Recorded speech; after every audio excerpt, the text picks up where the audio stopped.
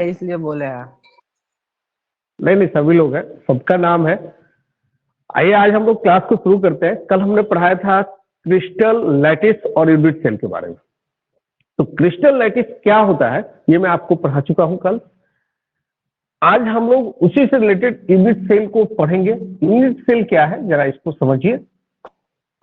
Unit cell किसे कहते हैं ये मैं आपको कल भी बताया था। एक बार रिवाइज के तौर पे बता देता हूं, इसको समझेंगे। यूनिट सेल एक 3 dimension, it is 3D structure. ये यूनिट सेल जो होता है 3 डायमेंशन स्ट्रक्चर्ड में होता है, 3D स्ट्रक्चर्ड शेप होता है। एंड द स्मॉलेस्ट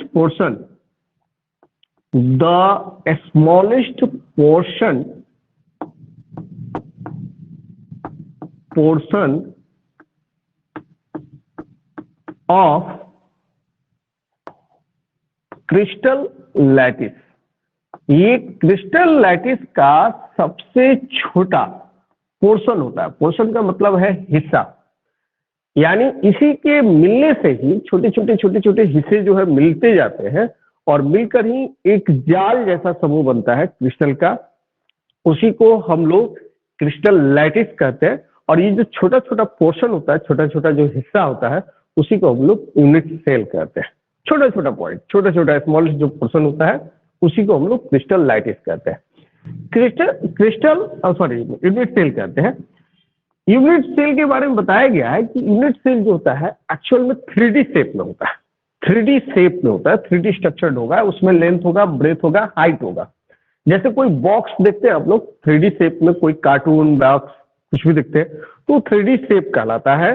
तो उसमें मे भी 3D शेप का सेंस ये भी है कि उसमें लेंथ होगा, ब्रेथ होगा, हाइट होगा। तो भी लेंथ, ब्रेथ और हाइट तीनों बराबर भी हो सकता है और नहीं भी हो सकता है। जैसे कि एग्जांपल देखिए, समझिएगा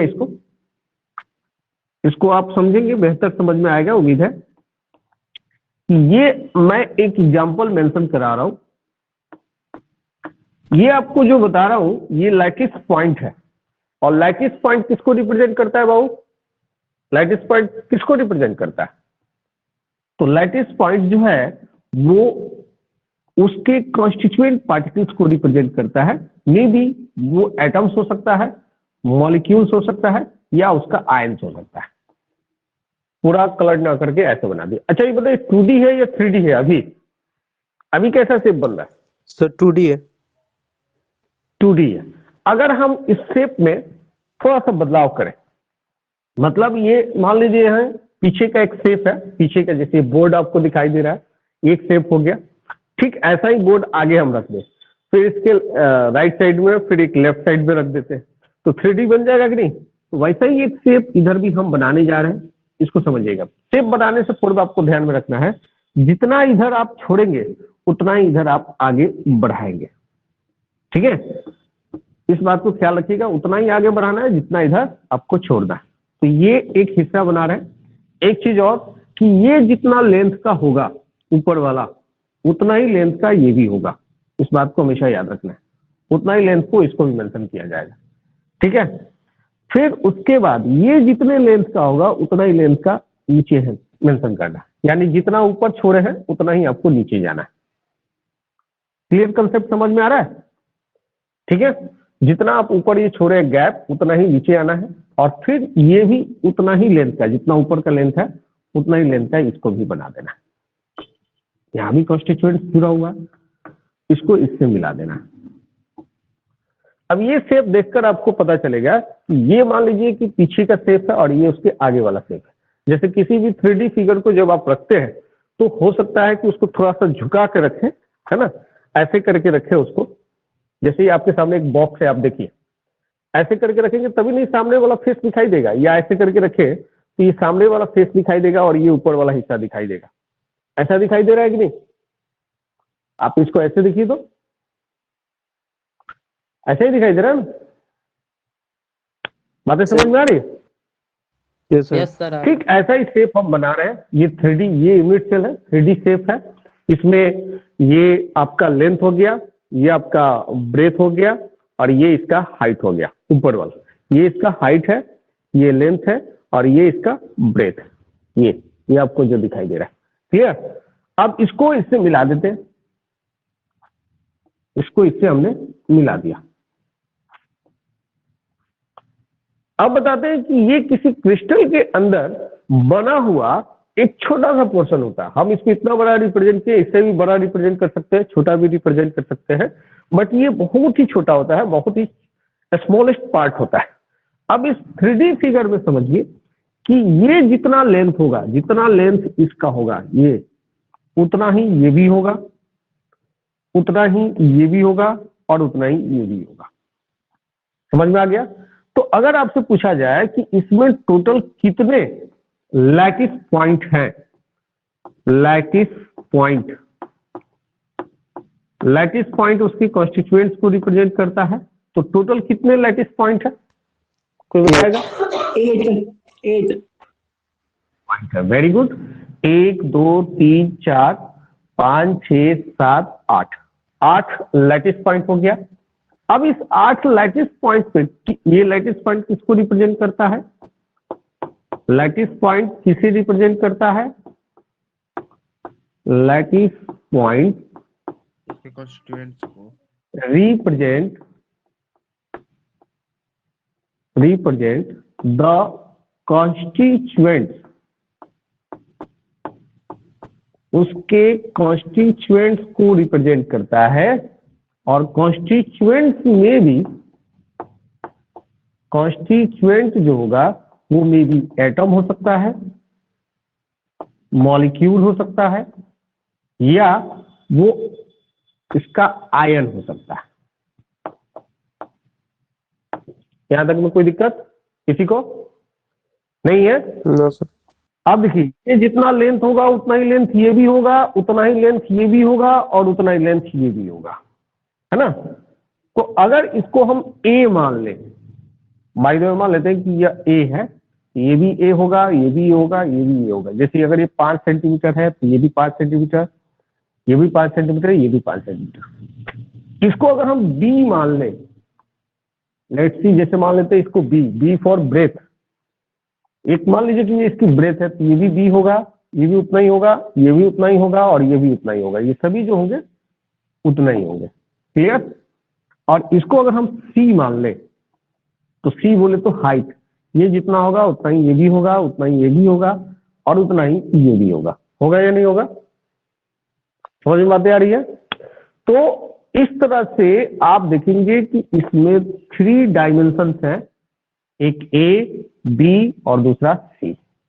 आप किसी को लेंथ, ब्रेथ, हाइट कोई भी फॉर्म मान सकते हो। ये एक यूनिट सेल है। मैं ये भी बताना चाहूंगा कि यूनिट सेल, ये जो अभी शेप बनाए हैं, इसमें ए बी सी तीनों का वैल्यू बराबर हो भी सकता है, नहीं भी हो सकता है। हालांकि ये फिगर देखने पर लग रहा है कि इसमें ए बी सी तीनों बराबर नहीं है। और ये कैसा शेप दिखाई दे रहा है 3D में? 3D में कैसा शेप दिखाई दे रहा है? क्यूबिकल, क्यूबॉइड क्यूबॉइड के रूप में दिखाई दे रहा है, क्योंकि इसमें ना तो लेंथ, ब्रेथ और हाइट एक दूसरे के बराबर दिख रहा है, अलग कभी हो सकता है। जब तीनों बराबर दिखाई दे, लेंथ, ब्रेथ, हाइट तीनों ऐसा शेप में दिखाई दे, तो मे बी वो क्यूब हो सकता है। ठीक है? तो क्यूब या क्यूबॉइड के रूप में, मैं ये नहीं कर रहा हूं कि क्यूब और क्यूबॉइड के रूप में यूनिट सेल होगा। वो किसी भी सेल में, वो किसी भी फॉर्म में हो सकता है, बट वो 3D स्ट्रक्चर्ड में होगा। जैसे एक और शेप देखिए, भाई यहां बना रहा हूं, ध्यान से देखेंगे इसको, और देख के इसको रियलाइज करेंगे कि ये कैसा शेप है और हम क्या बना रहे हैं। शायद आपको कुछ समझ में आए। आप बता सकते हैं क्या ये 3D में है या नहीं? क्या यह शेप 3D में है या नहीं? यस सर, है सर, बिल्कुल है, ये भी 3D शेप ही है ना? सर। अब इसमें अंदर का पार्ट जो है ये छिपा हुआ है। आप ऐसे इमेजिन करो कि अंदर का पार्ट जो है वो छिपा हुआ है, इससे ये जुड़ेगा। ठीक है? और इससे ये जुड़ेगा, ऐसे ही शेप होगा ना? तो ये जो शेप होगा आगे वाला, इतना शेप ये पीछे वाले शेप को रिप्रेजेंट करेगा। क्लियर, कुछ समझ में आया? यानी ये जो हिसाब दिखाई दे रहा है आपको, ये समझिए, मैं शेडेड कर रहा हूं इसको ताकि आपको समझ में आ जाए। सिर्फ इतने के बारे में सोचिए, यहाँ यहाँ यहाँ और यहाँ, ये जो हिस्सा है वही हिस्सा आपके सामने ही है या नहीं है? बिल्कुल है। तो क्या ये 3D है या नहीं है? 3D है तो सर। ऐसा भी हो सकता है, ऐसा भी हो सकता है। 3D शेप में ही यूनिट सेल होता है। मैं ये नहीं कहता हूं कि वो क्यूब के रूप में होगा या क्यूबॉइड के रूप में होगा, बट क्यूब क्यूबॉइड भी तो 3D शेप में ही है, इसलिए हम ऐसा शेप बनाए। आप ऐसा भी बना सकते हैं। ये सभी यूनिट सेल का ही फॉर्म है। क्लियर? तो अब इस पर थोड़ा फोकस कीजिए, समझिए। ये लैटिस पॉइंट को रिप्रेजेंट करता है, और लैटिस पॉइंट किसको रिप्रेजेंट करता है? तो मे बी वो एटम्स हो सकता है, मॉलिक्यूल्स हो सकता है, या आयंस हो सकता है। यानी कि इस यूनिट सेल का वो कॉन्स्टिट्यूएंट हो सकता है। माइक ऑफ करो।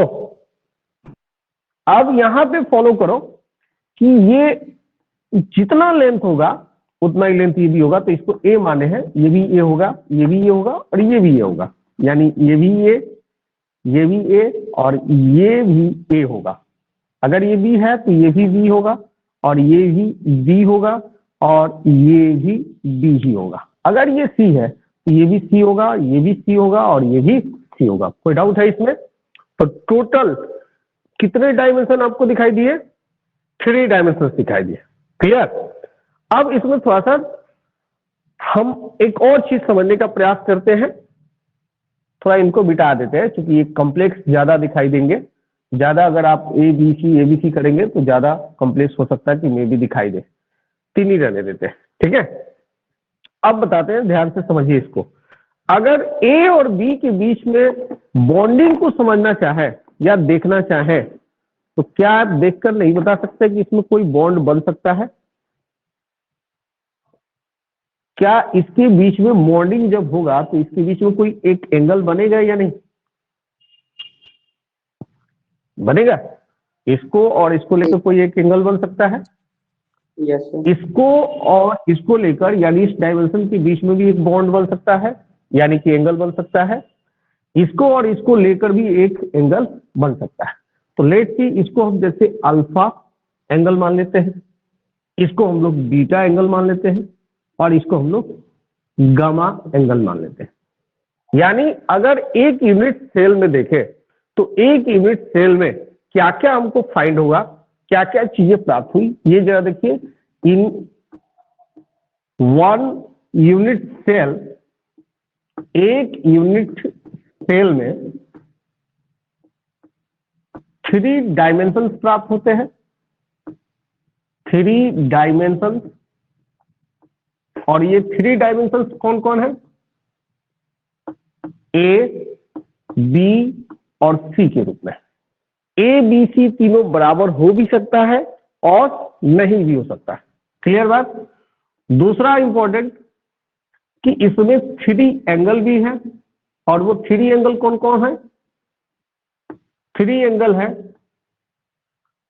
अल्फा, बीटा और गामा। ये 3 एंगल्स भी है। तो एक यूनिट सेल में 3 डायमेंशंस और 3 एंगल्स ये होगा, ये निश्चित है। कोई भी यूनिट सेल होगा तो उसमें 3 डायमेंशन होगा और 3 एंगल्स होगा, ये बिल्कुल फिक्स है, ये होना ही है।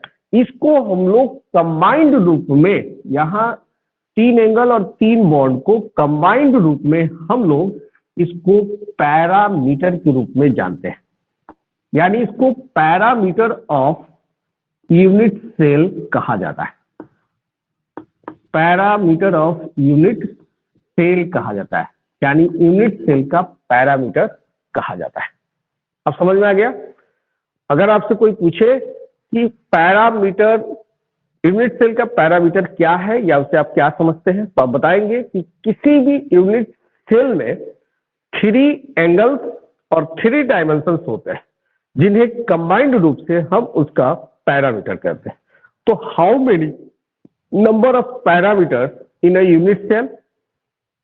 किसी यूनिट सेल में पैरामीटर कितने होते हैं। पैरामीटर का सेंस ये है कि आप उसके आधार पे डिटरमाइंड कर सकते हैं कि वह यूनिट सेल आखिर कैसा होगा। क्या उसका लेंथ, ब्रेथ, हाइट तीनों बराबर है। मैंने पहले ही बताया है कि लेंथ, ब्रेथ, हाइट तीनों बराबर हो भी सकता है, नहीं भी हो सकता है। हो सकता है कि ए जितना है उतना ही सी भी हो जाए, बी कुछ डिफरेंट हो जाए। यानी कि ए और बी तो बराबर नहीं है, बट ए और सी बराबर है, ये हो सकता है। या हो सकता है कि ए बी सी तीनों बराबर है, या ये हो सकता है कि ए बी के बराबर है बट बी सी के बराबर है, ये भी हो सकता है। तो ऐसे कई सारे फॉर्मेट बनेंगे, और जब ये सब एक दूसरे के डिफरेंट या सेम होगा तो उसी जब इसमें वेरिएशन होगा तो इसके एंगल में भी वेरिएशन होगा। मतलब अल्फा, बीटा, गामा में भी वेरिएशन होगा। हो सकता है कि ए बी सी तीनों उसके बराबर है, लेकिन फिर भी अल्फा ना तो बीटा के बराबर है और ना ही बीटा गामा के बराबर है। या ये भी हो सकता है कि तीनों एक दूसरे के बराबर भी है, अल्फा बराबर बीटा और बीटा बराबर गामा है। ये भी हो सकता है कि अल्फा बीटा के तो बराबर है लेकिन गामा के बराबर नहीं है। या ये भी हो सकता है कि बीटा गामा के तो बराबर है लेकिन वो अल्फा के बराबर नहीं है। तो ऐसे इसमें भी वेरिएशन आएगा, बट एक चीज तो फिक्स है कि इसमें 3 एंगल और 3 डायमेंशंस होंगे, जिसके आधार पे ही आप उस यूनिट सेल का डिटर्मिनेशन कर पाएंगे या कर सकते हैं कि वो यूनिट सेल आखिर बना कैसे। ठीक है, इसलिए ये यूनिट सेल के कैरेक्टरिस्टिक्स को समझाएगा, इसलिए इसे यूनिट सेल का पैरामीटर कहा जाता है। यानी इसी से आप मेजरमेंट कर पाएंगे कि आखिर वो यूनिट सेल कैसा है। अब समझ में आ गया बात। तो how many number of parameters in a unit cell. किसी यूनिट सेल में पैरामीटर कितना होता है, किसी भी यूनिट सेल में पैरामीटर कितना होता है? 3 सर। 3 सिर्फ 3 नहीं बोलेंगे, 3 डायमेंशंस होता है। तो क्या सिर्फ डायमेंशंस के आधार पे हम ये डिटरमाइन कर सकते हैं कि आखिर वो कौन सा यूनिट सेल होगा? क्यूब होगा, क्यूबॉइड होगा, या वो मोनोक्लिनिक होगा, या वो किसी और ट्राइक्लिनिक फॉर्म में होगा, किसी और फॉर्म में होगा, रोम्बस के फॉर्म में होगा, रोम्बोक्लिनिक फॉर्म में होगा? क्या हम डिटरमाइन कर पाएंगे? नहीं। उसके लिए उसके एंगल का भी होना जरूरी है, यानी अल्फा, बीटा और गामा का भी होना जरूरी है, या ये कहे कि उसके तीनों एंगल का होना जरूरी है। तो 3 डायमेंशंस और 3 एंगल्स के आधार पे ही किसी भी यूनिट सेल को डिटरमाइंड आप कर सकते हैं। ठीक है, इसलिए टोटल पैरामीटर कितने हो गए? तो 6 पैरामीटर हो गए। कौन कौन? एक तो उसका ए बी सी यानी कि उसका डायमेंशन, और एक उसका अल्फा, बीटा, गामा यानी 3 एंगल। तो कुल पैरामीटर की संख्या कितनी हो गई बाबू? 6 हो गई। कोई दिक्कत है इसमें? No sir. कोई दिक्कत है किसी को? नहीं है? समझ में आ गया। अब हम लोग यूनिट सेल तो समझ गए कि यूनिट सेल 3D शेप में ही होगा, इसको मिटा देते हैं, है ना। यूनिट सेल 3D शेप में ही होगा। किसी को कुछ नोट तो नहीं करना है ना इसमें? हो चुका है सर। ओके, चलो अब आगे मैं बताता हूं। अब आगे इस चीज को समझिए। यूनिट सेल के भी फर्दर टाइप होंगे। आप समझ सकते हैं कि जब उसका अल्फा, बीटा, गामा भी चेंज हो सकता है, या ए बी सी भी चेंज हो सकता है, तो क्या यूनिट सेल का टाइप बदलेगा कि नहीं बदलेगा? डेफिनेटली बदलेगा। ठीक है, और जब यूनिट सेल का टाइप बदलेगा, यानी कि अलग अलग टाइप के यूनिट सेल होंगे, तो क्रिस्टल लैटिस भी अलग अलग टाइप के बनेंगे। अगर उसमें क्यूब जैसा स्ट्रक्चर होगा क्रिस्टल को बनाने में, तो लैटिस भी क्यूब जैसा ही बनेगा। अगर वो क्यूबॉइड जैसा होगा तो लैटिस भी क्यूबॉइड जैसा ही बनेगा। अगर वो मोनोक्लिनिक जैसा होगा तो मोनोक्लिनिक जैसा ही लैटिसेज बनेगा। तो लैटिसेज भी, यानी जो क्रिस्टल लैटिस कल हम बताए थे। हाँ, कोई एक बोलिए सर। जो नोट्स भेजे थे आप, उसमें 13 का 14 पेज नंबर में मैंने स्टॉप कराया है। मैं वहां तक पहुंचता हूं, है ना। आज मैं आपको पीडीएफ भेज दूंगा। कल मेरे पास समय नहीं था, मैं भेज नहीं पाया। आज मैं आपको पीडीएफ भेज दूंगा। फाइनली 13 से आगे आप नोट कर लीजिएगा। ठीक है, ठीक है। चलिए पॉइंट पर आते हैं। इस चीज को समझिए। जैसे जैसे यूनिट सेल बदलेगा, क्या क्रिस्टल लैटिस बदलेगा कि नहीं बदलेगा? क्योंकि क्रिस्टल लैटिस जो होता है वो यूनिट सेल के ही रिपीटेशन से बनता है। जिस तरह से रिपीट होगा उसी तरह से बनेगा। तो अब यूनिट सेल अगर क्यूब के रूप में होगा तो क्रिस्टलाइटिस भी उसी के अनुसार बनेगा। अगर यूनिट सेल क्यूबॉइड के रूप में होगा तो क्रिस्टलाइटिस भी उसी के अनुसार बनेगा। अगर यूनिट सेल मोनोक्लिनिक फॉर्म में होगा तो उसी के अनुसार बनेगा। बनेगा या नहीं बनेगा, बोलो, है ना। तो यूनिट सेल के भी फर्दर कुछ टाइप है। क्यों? क्योंकि जैसे जैसे यूनिट सेल का पैरामीटर बदलता है वैसे वैसे यूनिट सेल का भी टाइप बदल जाता है। तो मैं यूनिट सेल का टाइप बता रहा हूं और वो भी क्यूब के फॉर्म में बता रहा हूं। मान लो कि एक पार्टिकुलर क्यूब जैसा ही ले लेते हैं, एक क्यूब जैसा होगा तो फिर उसका टाइप क्या होगा। लेकिन उससे पहले मैं बता दूं कि एक क्वेश्चन आता है कि क्रिस्टल लाइटिस कितने संभव है, क्योंकि क्रिस्टल लाइटिस किस पे डिपेंड करता है। अभी हमने बताया कि क्रिस्टल लाइटिस जो है यूनिट सेल पे डिपेंड करेगा। यूनिट सेल कैसा है, किस डायरेक्शन में जाकर रिपीटेड हो रहा है, उसी के आधार पर क्रिस्टल लाइटिस भी बनेगा। क्योंकि क्रिस्टल लाइटिस यूनिट सेल के रिप्रेजेंटेशन से होता है, रिपीटेशन से होता है। तो अगर यूनिट सेल हमारा क्यूब के रूप में है, क्रिस्टल लाइटिस भी उसी के अनुसार बढ़ेगा। अभी ये बार बार मैं बता रहा हूँ इस चीज को। अगर वो क्यूबॉइड के रूप में है तो हमारा क्रिस्टल लाइटिस भी क्यूबॉइड के ही फॉर्म में बदलेगा। तो जैसे जैसे क्रिस्टल ये यूनिट सेल का फॉर्म बदलेगा, लाइटिसेज भी हमारा उसी के अकॉर्डिंग बढ़ेगा। तो इसके बेस पर एक क्वेश्चन आया कि आखिर कितने प्रकार के संभावित, या ये कहें तो कितने प्रकार के पॉसिबल क्रिस्टल लाइटिस हो सकते हैं। तो इसको एक मैथमेटिशियन थे जिनका नाम था Bravais.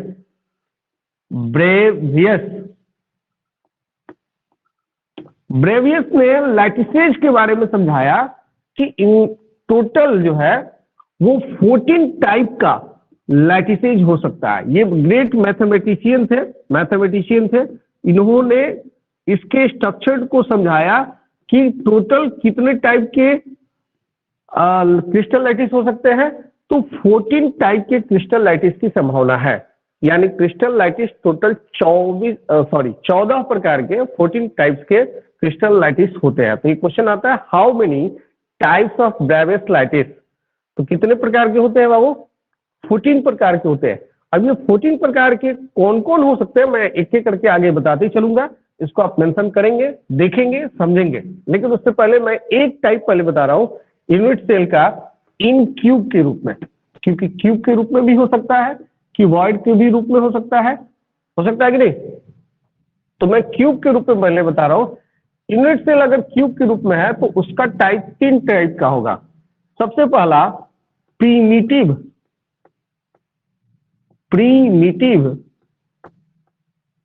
Cubic unit cell. Primitive cubic unit cell. आप देखिए यहां पे एक वर्ड यूज किया गया है क्यूबिक, यानी क्यूब के रूप में है, या इसी को दूसरा नाम से भी जानते हैं, इसको कहते हैं simple cubic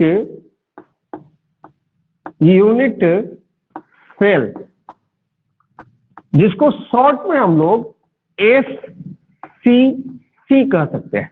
simple cubic unit cell, SCC। समझ में आ गया। दूसरा इसका टाइप है बाबू, वो है body centred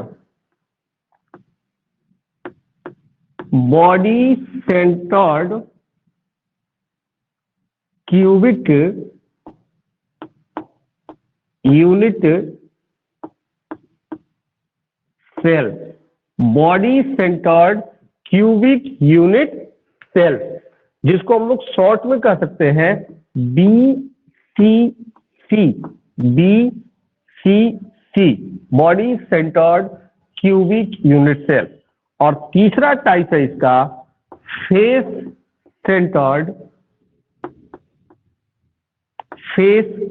centred cubic unit cell, जिसको हम लोग कह सकते हैं FCC। और चौथा टाइप भी बताया गया है, हालांकि ये 3 टाइप ही मेनली इंपॉर्टेंट है, चौथा भी है, ये है end centred cubic unit cell. End centred cubic unit cell. जिसको हम लोग शॉर्ट में ECC भी कह सकते हैं, ECC भी कह सकते हैं। तो इस प्रकार से यूनिट सेल क्यूब के रूप में टोटल कितने प्रकार के हो गए बाबू? 4 प्रकार के। कौन कौन? प्रिमिटिव क्यूबिक यूनिट सेल, जिसको हम लोग सिंपल क्यूबिक यूनिट सेल भी कहते हैं। दूसरा है body centred cubic unit cell, जिसको BCC कहते हैं शॉर्ट में।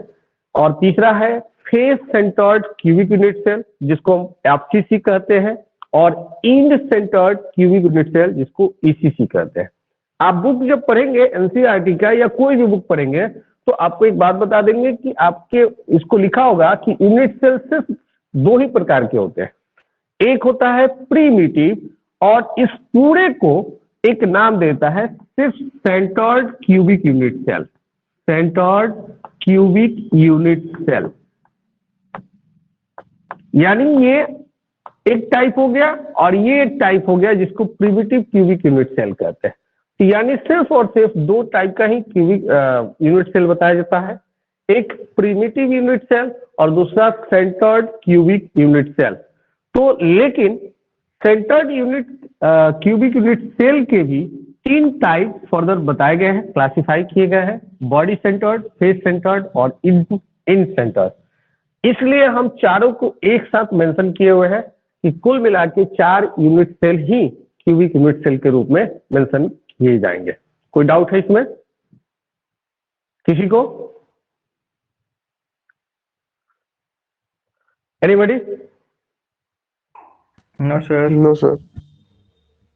समझ में आ रहा है? ओके। तो यहां तक में तो कोई दिक्कत नहीं को।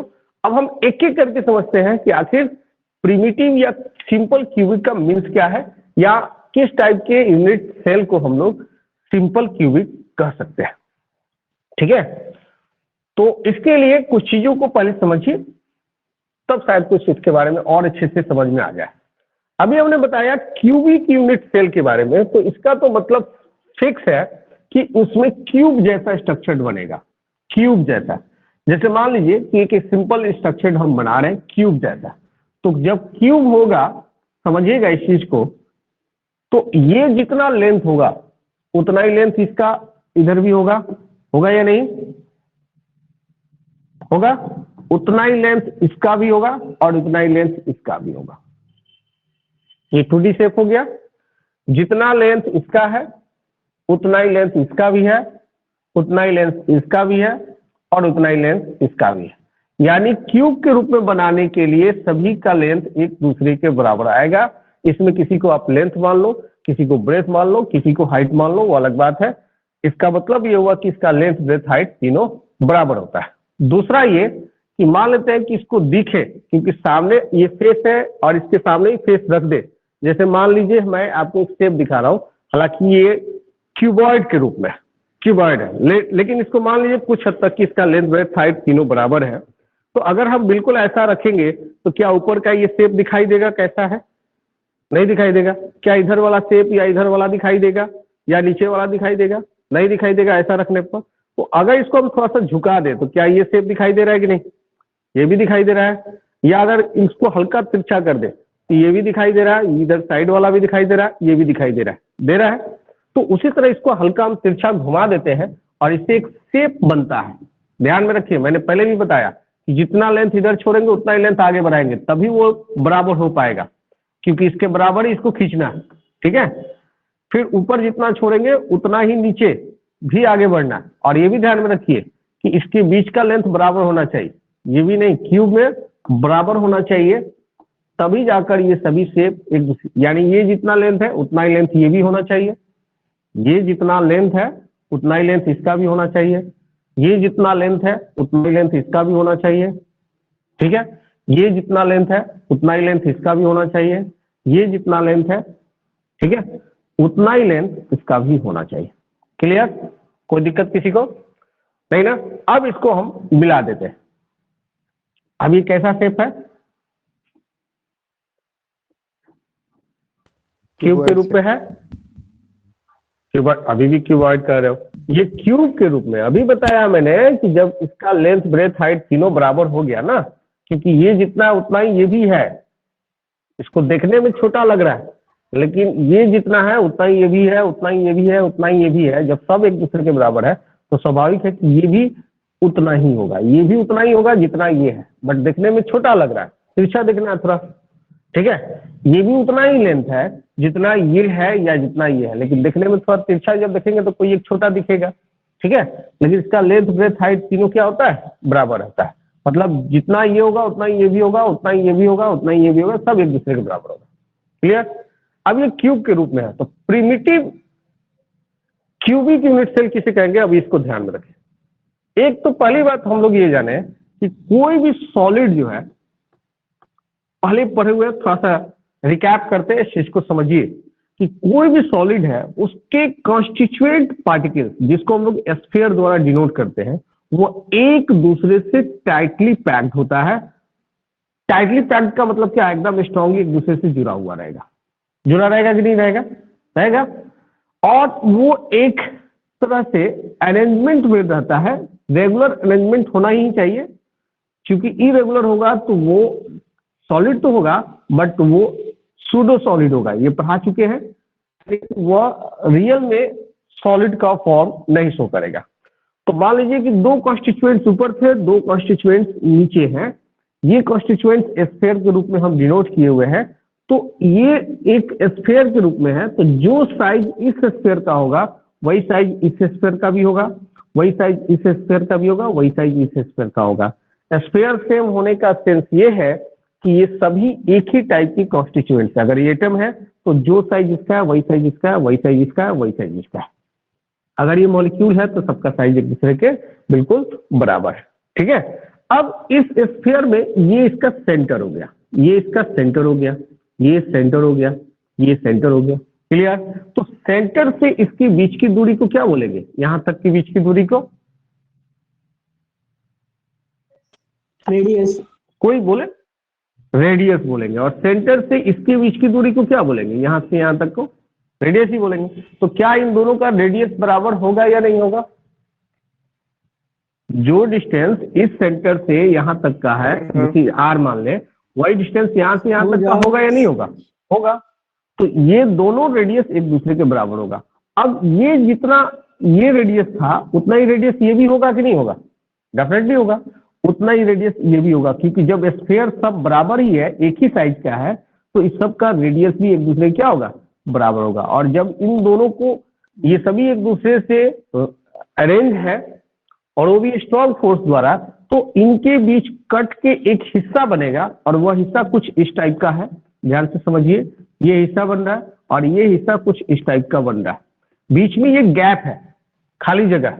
अब कहने का सेंस ये है कि ये जो हिस्सा, बाकी आप हिस्सा जो देख रहे हैं, यह इस बनाया तो जरूर था मैंने, लेकिन अभी हम इसको मिटा देते हैं। तो अब इसका शेप कुछ इस टाइप का बनेगा या नहीं बनेगा। यानी कि ये जो क्रिस्टल बना, इस क्रिस्टल का यह एक शेप डिटरमाइंड हुआ। यानी कहने का सेंस ये है कि जब आप क्यूबिक फॉर्म में बनाते हैं तो ये अभी हिस्सा जो पीछे वाला बना है, ये हिस्सा बनकर यहाँ पर तैयार हो गया। इसमें कॉन्स्टिट्यूएंट्स मान लीजिए कि ऐसे अरेंज थे, ठीक है। इसमें कॉन्स्टिट्यूएंट्स जो थे ऐसे अरेंज थे। हो सकते हैं कि नहीं हो सकते बाबू। हाँ, इस बात का ख्याल रखिए कि ये लेंथ ब्रेथ इसका जो होगा, ये दूरी बराबर ही होना चाहिए। ऐसा ही था ना ये बनाने में, आया। तो ये पीछे का हिस्सा है, गोला है, यहाँ पे गोला, यहाँ पे गोला, यहाँ पे गोला, यहाँ पे गोला, सॉरी यहाँ पे, यहाँ पे, यहाँ पे और यहाँ पे, ये चार जगह ए बी सी और डी, यहाँ पे गोला है। और ये गोला इक्वल शेप में है, तभी तो सेम शेप के अनुसार ये फॉर्मेशन कर रहा है, ठीक है। अब इसके सामने, ये पीछे है, अब इसके सामने एक आगे भी कॉन्स्टिट्यूएंट्स रहती है। जैसे कहने का मतलब है, आप इसको ऐसे समझिए, एक मिनट होल्ड कीजिए, मैं आपको समझाता हूं। इसको देखेंगे आप लोग।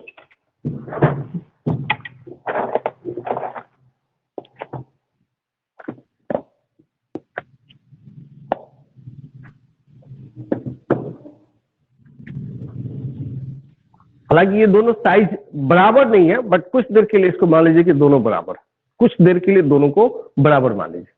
तो आप ऐसे समझिए कि ये पीछे वाला साइज है, यहाँ पे कॉन्स्टिट्यूएंट्स है, एक यहाँ पे कॉन्स्टिट्यूएंट्स है, एक यहाँ पे है और एक यहाँ पे है। चारों कॉर्नर पे एक ही कॉन्स्टिट्यूएंट्स है। ये जस्ट पीछे है और ये जस्ट इसके आगे, जस्ट आगे, ऐसे समझ रहे बात को। ये चारों कॉर्नर कॉन्स्टिट्यूएंट्स है, यहाँ भी चारों है। अब ये रहेगा तो ये बीच का हाइट मिलेगा, ये सब ये आगे का शेप बनेगा, ठीक है, इससे मिलेगा। ढक लिया, इधर से भी ये ढकेगा, इधर से भी ढकेगा, इधर आगे से भी ढकेगा, दोनों से ढकेगा, ये इसको कैप करेगा, करेगा ना। तो ये एक शेप है, ये पीछे का शेप है मान लेते हैं, और ठीक ऐसा ही शेप हम आगे रख दे, आगे ऐसे तिरछा दिखा रहे, देखिए ऐसे दिखेगा, ये फिर दिखेगा कि नहीं, ये शेप बनेगा हाइट वाला। बोलते रहो बीच बीच में, तभी तो समझ में आएगा कि तुम लोग समझ रहे हो कि नहीं, है ना। Yes sir. तो अगर ऐसा शेप क्रिएट होता है तो उस शेप में ये पीछे वाला शेप था अभी जिसको मैंने दिखाया, ठीक ऐसा ही आगे भी कॉन्स्टिट्यूएंट्स होगा। तो टोटल कितने कॉन्स्टिट्यूएंट्स होंगे बताइए, टोटल कितने कॉन्स्टिट्यूएंट्स यूटिलाइज हुए? 8 कॉन्स्टिट्यूएंट। कॉन्स्टिट्यूएंट का मतलब एटम। टोटल कितने एटम रियलाइज हुए? 8। तो कह रहा है कि अगर कोई भी 3D शेप बनाना है तो कम से कम 8 तो कॉन्स्टिट्यूएंट्स तो चाहिए शुरुआत में। तो 8 कॉन्स्टिट्यूएंट्स, यानी कहने का मतलब है कि अगर प्रिमिटिव का डिफिनेशन समझना है तो आप इसको ऐसे लिखेंगे, primitive cubic unit cell. Primitive cubic, बहुत ही इंटरेस्टिंग समझना है इसमें, है ना। इसका डिफिनेशन या फॉर्म ये हो सकता है, आप इसकी पहचान कर सकते हैं कि all constituent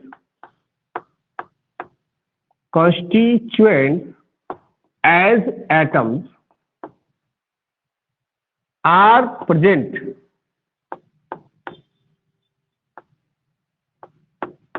only at corners. इसका क्या मतलब है? मतलब ये हुआ कि इसके जितने भी एटम्स हैं जिससे मिलकर बना है वो सभी के सभी सिर्फ और सिर्फ कॉर्नर पे होते हैं। अब कॉर्नर को समझना है तो आप ऐसे समझिए, आपके पास ये कॉन्स्टिट्यूएंट्स बनाने हैं और इनको एक दूसरे से अरेंज करना है। मान लेते हैं कि एक 3D फिगर हम बना रहे हैं, तो इस 3D फिगर में आप में से कोई एक बंदा, मैं पर्टिकुलर भी पूछ सकता हूं, बता सकते हैं कि इसमें कुल कितने कॉर्नर होंगे। कॉर्नर समझते हैं आप लोग? 8। कॉर्नर समझते हैं आप लोग? कितने? सर 8 होगा। 8 कॉर्नर होंगे। कॉर्नर का मतलब होता है बाबू कोन। कॉर्नर का मतलब कोन। जैसे ये बोर्ड है, बोर्ड का ये कोन हो गया, ये कोन हो गया, ये कोन हो गया, उसको कोन को हम लोग कॉर्नर कहते हैं।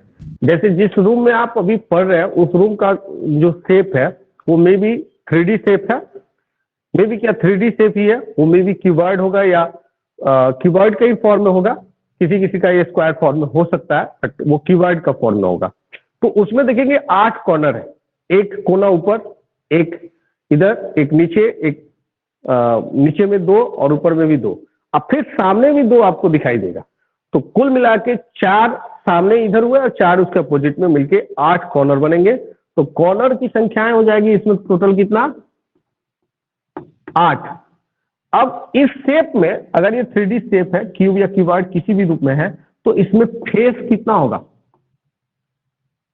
फेस कितना होगा ये समझना है। कोई बताएगा फेस कितना होगा?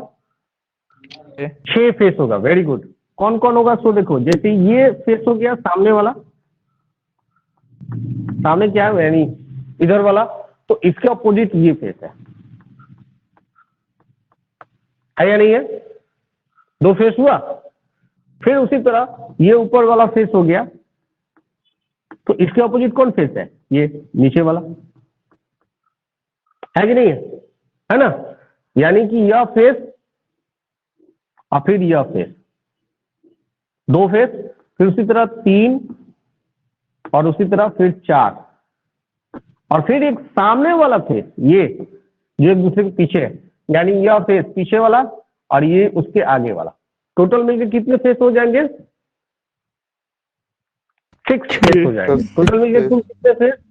6 फेस। और एज एज, एज का मतलब होता है किनारा, एज का मतलब हो गया किनारा। कुल कितने किनारे होंगे उसमें, यानी कि उसमें कुल कितना किनारा है, डायमेंशन है, उसको समझिए। अब आपके सामने एक 3D शेप मैं ला रहा हूं, देखिए इसको ध्यान से समझिए।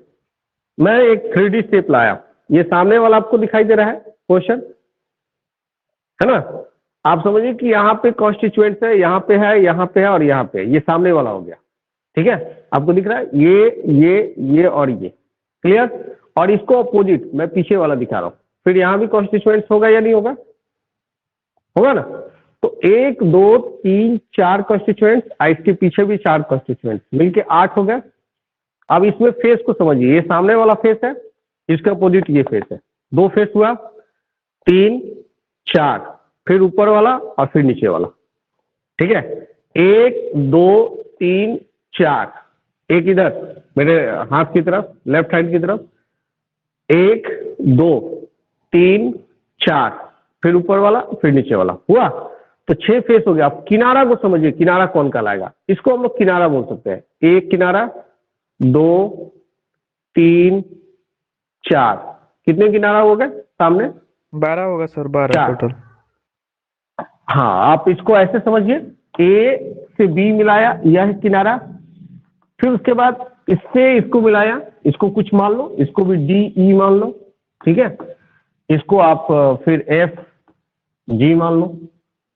तो ए से बी, फिर ए से D, A B A D D E और ई बी, टोटल कितने हो गए 4, फिर 5 6, फिर उसी तरह 7 8, फिर 9, फिर 10, फिर 11 और फिर 12, टोटल किनारों की संख्या हो जाएगी 12।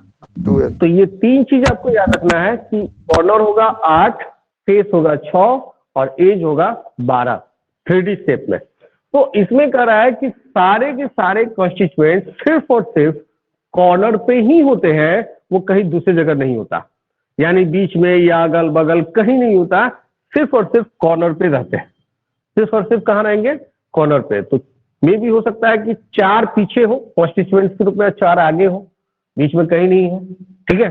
तो टोटल कितने हो गए, टोटल कितने, 8।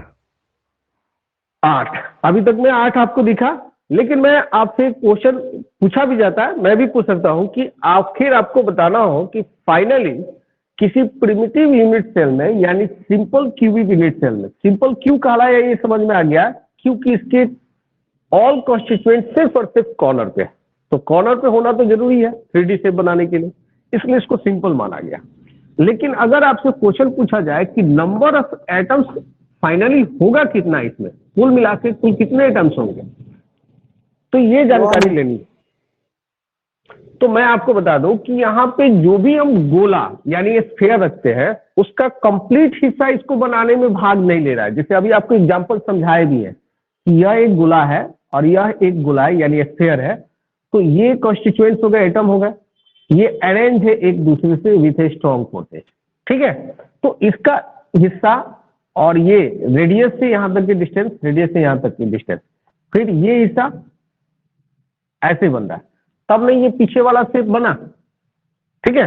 तो क्या इस कॉन्स्टिट्यूएंट का पूरा हिस्सा बनाने में, ये इतना हिस्सा बनाने में पूरा का पूरा पार्ट यूटिलाइज हुआ, नहीं, ये सारे पार्ट यूटिलाइज नहीं हुए इसको बनाने में, हुए क्या, नहीं हुए ना, ये सारे पार्ट यूटिलाइज नहीं हुए, तो कुछ ही भाग यूटिलाइज हो रहा है, यानी कुछ भाग कट जा रहा है। तो आखिर कितना भाग यूटिलाइज हो रहा है जिसको मिलाकर कंप्लीट रूप से फिर से एक एटम बनाया जा सके, एटम यानी एक गोला बनाया जा सके, कितने गोला फिर से बन सकते हैं, सबको मिला जुलाकर ये हमको देखना है। तो बता दे बाबू कि अगर किसी कॉर्नर पे कोई भी कॉन्स्टिट्यूएंट अरेंज है, तो वह एक कॉन्स्टिट्यूएंट 8 अलग अलग भागों में बढ़ जाता है। जैसे आपके रूम में समझिए कि किनारे पर एक कॉन्स्टिट्यूएंट है, लेट्स से जैसे अगर यहाँ पे एक कॉन्स्टिट्यूएंट है, तो वो तो गोला होगा, गोले का हिस्सा कुछ इधर भी कटेगा, आगे भी कटेगा, कुछ पीछे भी कटेगा, कुछ इधर लेफ्ट भी कटेगा, राइट भी कटेगा, ऊपर भी नीचे भी, इस तरह से 8 भाग में एक गोला कट जाता है। एक गोला कितने भाग में कटेगा, 8 भाग में कटेगा, यानी एक स्फीयर जो होगा 8 पार्ट में डिवाइड हो जाता है। तो टोटल कितने स्फीयर यूटिलाइज होंगे इसमें, यानी कंस्टिट्यूएंट यूटिलाइज होते हैं? टोटल 8 होते हैं। और क्यों? क्योंकि कॉर्नर पे है, तो टोटल कॉर्नर 8 है और 8 पर एक एक है, लेकिन वह एक गोला 8 भाग में बढ़ता है, तो 8 गुने 1/8 लिख सकते हैं। टोटल कॉर्नर पे 8 है और एक गोला 8 भाग में बटा, मतलब 8 भाग में बढ़ जाएगा, तो मिलके ये कट जाएगा। कट के कितना आ गया फाइनली? 1। यानी जो कटा हुआ हिस्सा आपको प्राप्त हुआ था, आपको बता दें कि इस तरह से जो कटा हुआ हिस्सा प्राप्त हुआ था, ये पीछे का है फिर आगे का भी होगा, इन सबको मिला दिया जाए। जो ये शेप आपको प्राप्त हुआ था, यही शेप ना प्राप्त हुआ था, ये सब तो हट गया था, तो इन सबको फिर से जोड़ दिया जाए, यानी एक दूसरे से मिला दिया जाए। तो मिलाने के बाद एक कंप्लीट रूप से फिर से एक गोला, यानी कि एक एटम हमें प्राप्त होगा। इन सबको मिला दे तो ये पीछे वाला हिस्सा है, आगे वाला भी हिस्सा होगा, सबको पुनः मिला दे तो फिर से हमें कुल कितना एटम प्राप्त होगा? 1। तो प्रिमिटिव यूनिट सेल में कुल एटम की संख्याएं फाइनली रूप से हमें जो प्राप्त होगी वो कितनी प्राप्त होगी? बोलिए। 1 प्राप्त होगी। एक क्लियर समझ में आ गया? और एक चीज और भी क्लियर समझ में आ गया कि प्रिमिटिव यानी सिंपल क्यूबिक कब कहेंगे? जब उसके सारे कंस्टिट्यूएंट सिर्फ और सिर्फ कॉर्नर पे हो, और कॉर्नर पे होगा तो एक कंस्टिट्यूएंट कितने भाग में बटेगा? 8 अलग अलग भागों में बटेगा। इसलिए 8 × 1/8 करेंगे, कुल मिला के कितना आ जाएगा रिजल्ट? बोलिए। 1 आएगा। 1 यानी कि सिंपल क्यूबिक यूनिट सेल में कुल एटम्स की संख्या कितनी होती है बाबू? 1 होती है। 1। इसमें कोई डाउट है किसी को? कोई दिक्कत है समझने में? No sir, no sir. नहीं ना? अब बताते हैं, देखिए ध्यान से समझिएगा। इसके कॉन्स्टिट्यूएंट्स को आप शुरू में देखे हैं, कोई भी सॉलिड होगा तो उसके कॉन्स्टिट्यूएंट्स तो टाइटली पैक्ड होता ही है। आप शुरू में देखे हैं कि ये कॉन्स्टिट्यूएंट्स कुछ इस तरह से यूटिलाइज किए गए हैं हमें। ये रेडियस है, ये भी रेडियस है, ये भी रेडियस है, ये भी रेडियस है, ये भी रेडियस है, ये भी है, ये भी है, ये भी है। तो ये तो यहां से यहां तक का जो लेंथ है ये तो ए है। ए मतलब क्या है? डायमेंशन है या नहीं है? तो इस प्रिमिटिव यूनिट सेल में ए बराबर क्या निकला? ए का मतलब क्या हुआ? इसका एज, किनारा या एक डायमेंशन। तो डायमेंशन बराबर क्या निकला? यहां से यहां तक का लेंथ रेडियस कहलाएगा, बोलो। और यहां से यहां तक का भी लेंथ रेडियस कहलाएगा। क्या ये दोनों रेडियस अलग अलग होगा? No sir. क्या ये दोनों रेडियस अलग अलग होगा? जब स्फीयर सेम है तो रेडियस भी क्या होगा? सेम सेम ही होगा, होगा कि नहीं? सेम होगा। तो इसका मतलब है कि एक ए बराबर मिलकर कितना हो जाएगा? 2r के बराबर होगा या नहीं होगा? यानी प्रिमिटिव यूनिट सेल में रेडियस का दुगुना ही उसका एक डायमेंशन होता है। एक डायमेंशन का लेंथ अगर निकालना हो तो रेडियस को डबल कर दे तो प्रिमिटिव यूनिट सेल में ए बराबर निकल जाएगा, यानी उसका एज निकल जाएगा। निकल जाएगा, बारी है। या एज दिया रहे तो आर भी निकाल सकते हैं। मान लेते हैं कि एज दिया हुआ है, ए दिया हुआ है, तो आर बराबर क्या हो गया? ए का आधा। तो ये याद रहेगा कि नहीं? याद रहेगा ना? ये सब छोटी छोटी बात है लेकिन बेसिक चीज है, इसको याद रखना है। छोटी छोटी तो है बट ये सभी बेसिक है। आप इसको भूल सकते हैं, ये भी संभव है, लेकिन इसको याद रखना है। कोई दिक्कत? बोलिए, किसी को कोई प्रॉब्लम हो तो बोल सकते हो। No sir.